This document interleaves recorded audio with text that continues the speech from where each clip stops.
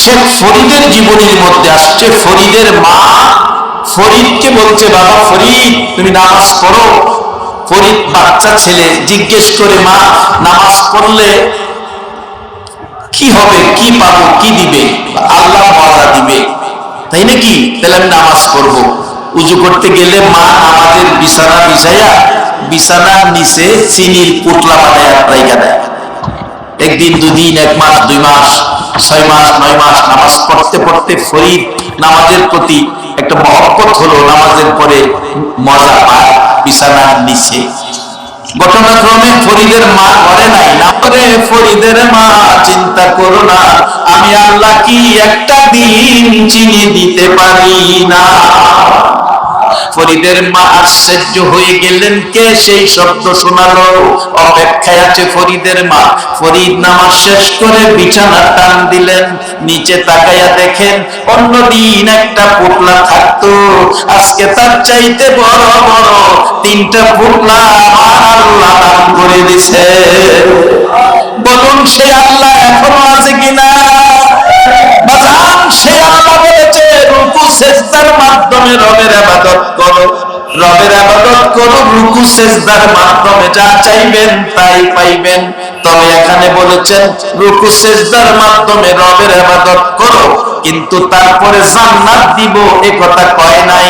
তারপরে বলছে আফআলুল খায়রা, আফআলুল খায়রা, আফআলুল খায়রা, ভালো কাজ কইরো। রুকু সিজদার মাধ্যমে রবের ইবাদতের নাম নামাজ, নামাজের পরে ভালো কাজ কইরো, ভালো কাজ কইরো। বাজার যারা মাদ্রাসা প্রতিষ্ঠা করেছে, যারা আজকে মাদ্রাসায় ছাত্র দিয়ে হাফেজ বানাইছে, যারা আজকে কোরআনের পক্ষে বসে আছেন, বলুন এই কাজটা ভালো না খারাপ? আমার আল্লাহ বলেন আফআলুল খায়রা, ভালো কাজ করো, ভালো কাজ করলে পুরস্কার আসবে, লাআল্লাকুম তুফলিহুন। শুধু নামাজ পড়ে বেহেশতে যাবেন, ভালো কাজ যদি না থাকে। এক বেচারা নামাজও পড়ে দুধের মধ্যে ভাঙি দেয়, দুধে ভাঙি দিয়া নামাজ পড়ে, আপনারাই ফাইসালা দেন। দুধ কত সুন্দর জিনিস। মুসা আলাইহিস সালাম জিজ্ঞেস করেন, আল্লাহ আল্লাহ তোমার একটা কথা বলি, তুমি রাগ হইবা? আল্লাহ বলেন, কি কথা? রাগ হইবা নি? রাগের কথা বলে রাগ হবো না? আল্লাহ তুমি কি খাও না? আল্লাহ দেখ এই সাহস তরিকা দিল, আমি জানি তুমি রাগ হইবা, তারপরে মন চাইছে জিগাইলাম, তুমি খাও না? কয় না আমি খাই না। না খাইয়া থাকো কেমনে? তোর কাছে কইতেই গো। মুসা আলাইহিস সালাম একটু কথা বেশি কইতেন। পরে জিগাইবা, তুমি যদি খাইতা তাহলে কি খাইলা হইলে? খাইলে তুমি কি খাইলা হইলে?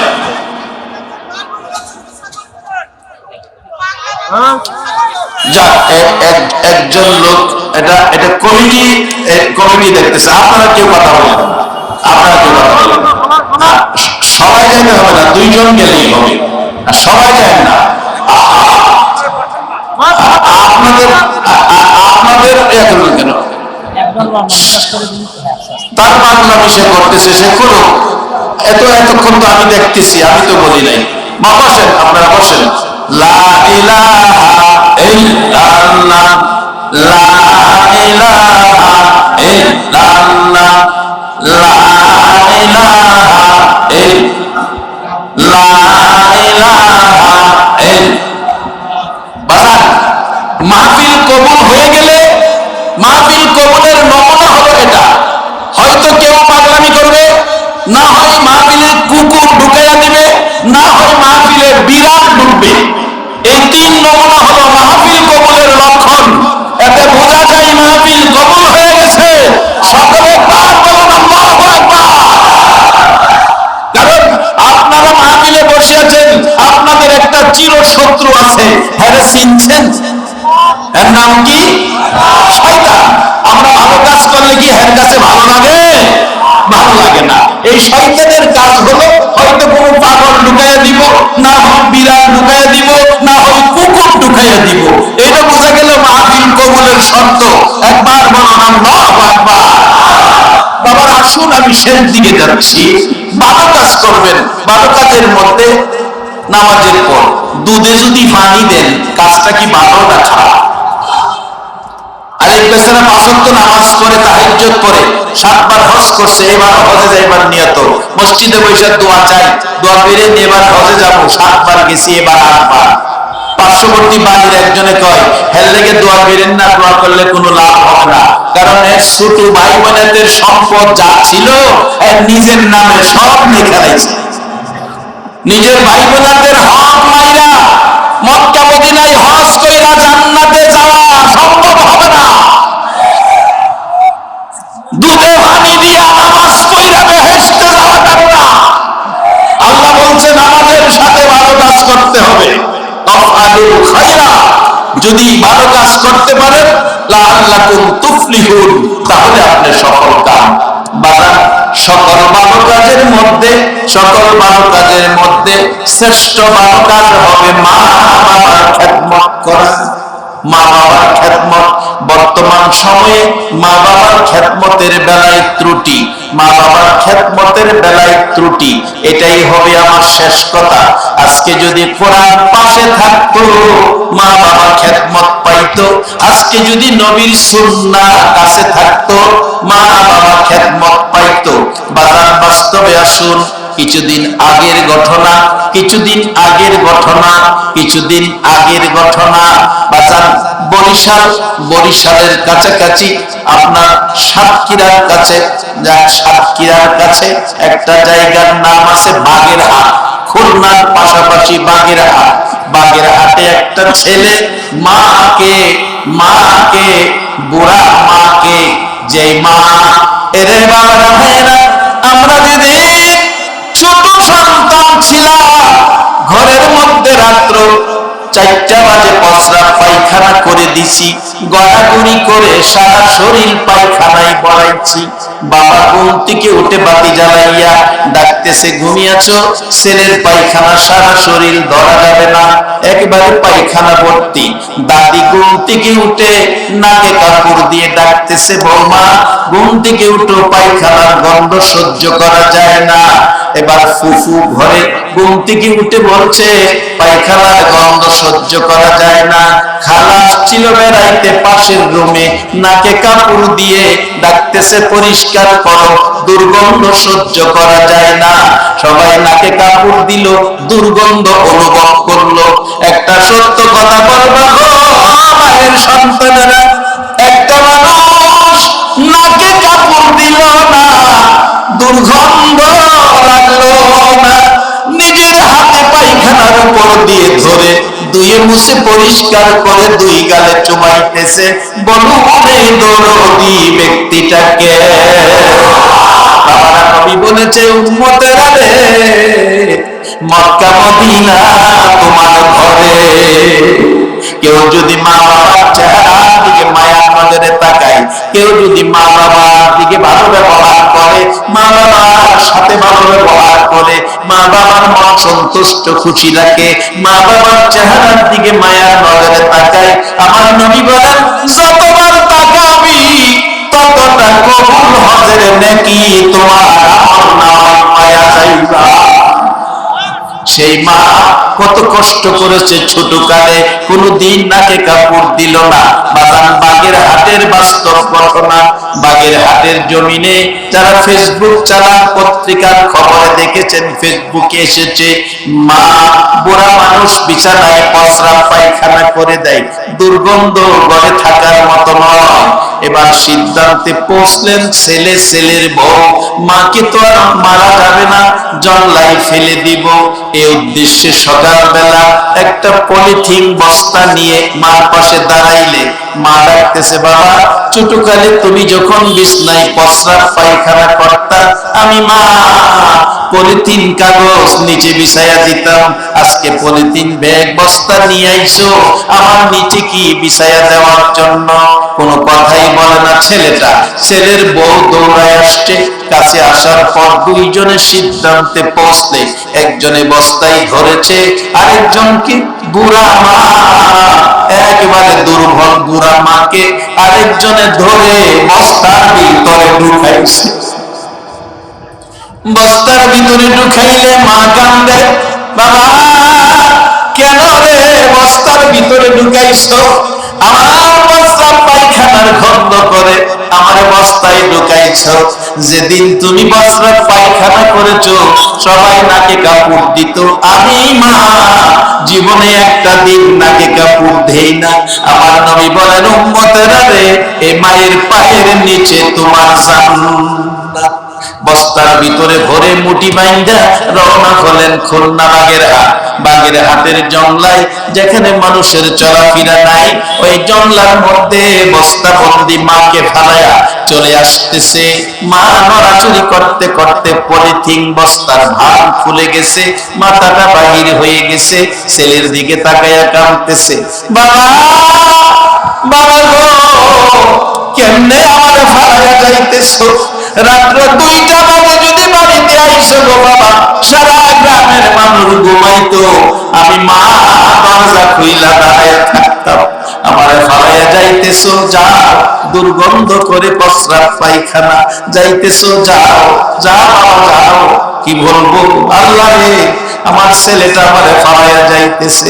আল্লাহ আমি দোয়া করি মা হইয়া তুমি মার দোয়া কবুল কইরো, আমার বাবারে সহি সালামতে বাড়ি পৌঁছাইয়া দিও।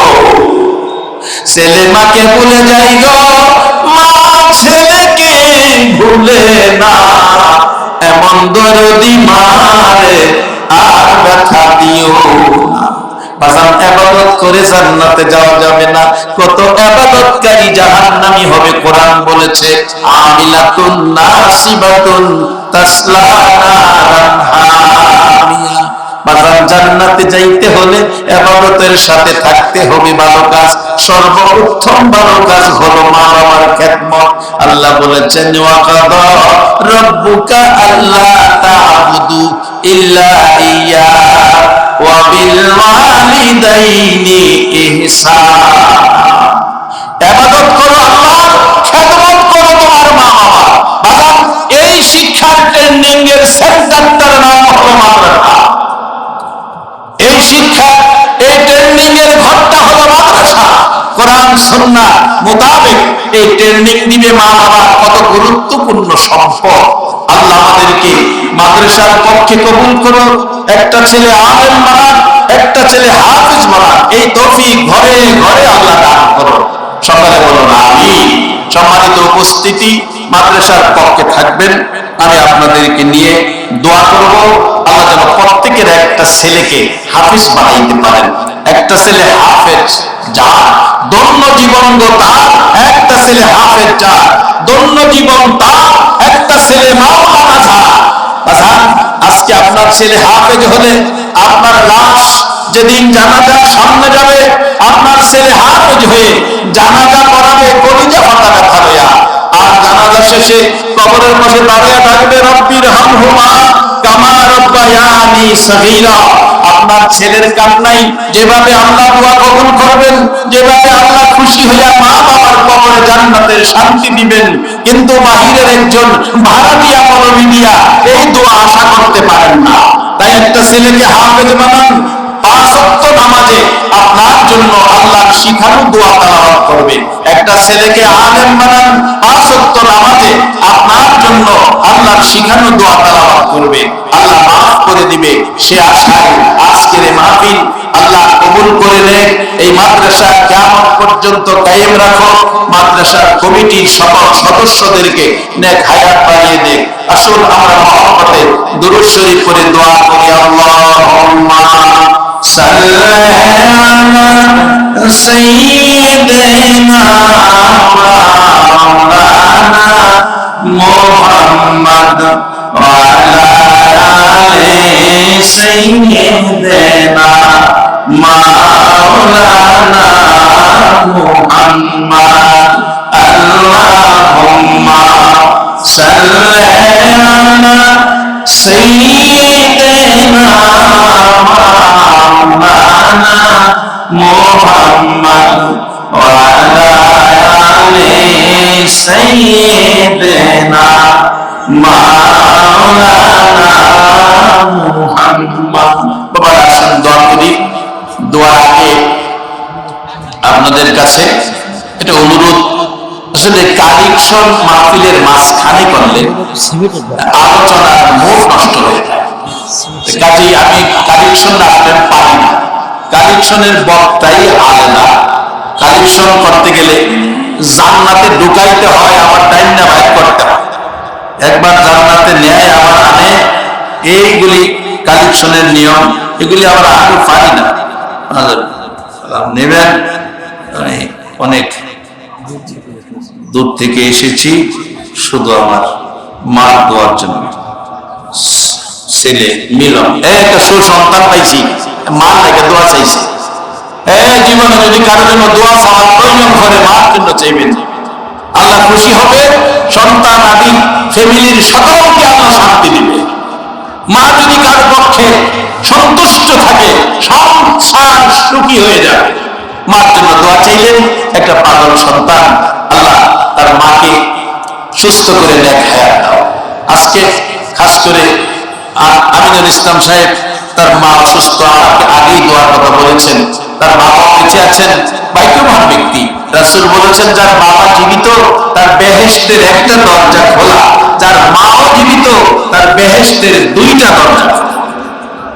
সে মা বাবার জন্য দোয়া হবে। দেখি আমার মতো মা এখানে কে আছেন, আমার মতো মা অভাবী, মা নাই কে আছেন, একটু হাত তুলে দেখাবেন। মা মা নাই, আমার মতো বাবা হারা কে আছেন, দুটো হাত তুলে দেখান। বাবা আল্লাহ আল্লাহ, বেশিরভাগ মানুষই মা বাবা হারা। এই হাতটা আমরা আল্লাহর কাছে বাড়াবো। তার আগে আমি মাত্র 2 মিনিট সময় একটু প্রমাণ করি মা বাবার জন্য আমাদের মায়া মহব্বত আছে কিনা। আল্লাহ যেন মাকে বাবাকে মাফ করে দেয়। এজন্য দেখি একজন মানুষ চাই মা বাবা দাদা দাদি নানা নানির জন্য দোয়া দরখাস্ত করে। একজন মানুষ চায় 5 বস্তা সিমেন্ট দিবেন এই মাদ্রাসার কাজে। 5 বস্তা সিমেন্ট, 5 বস্তা সিমেন্ট, বেশি না, 5টা বস্তা। আল্লাহ যেন 5 ওয়াক্ত নামাজি হিসাবে হাসরের মাঠে নবীর পাশে উঠায়া নামাজি বলে ডাক দেয়। দেখি কে আছেন 5টা বস্তা সিমেন্ট আছেন কেউ এখানে? 5টা বস্তা সিমেন্ট দিবেন। একটা মানুষ নাই, 5টা বস্তা সিমেন্ট পাওয়া গেছে। মারহাবা মারহাবা, পাওয়া গেছে। এই ভাইয়ের নাম কি? ভাইয়ের নাম ওই যে হাত তুলছে। একজন একজন করে বল, আমাদের কি নাম, নামটাকে বইলা করে দেখেন। নূর নবী 5 বস্তা সিমেন্ট, সবাই বলো মারহাবা। জুয়েল ভাই 5 বস্তা সিমেন্ট, সবাই বলো মারহাবা।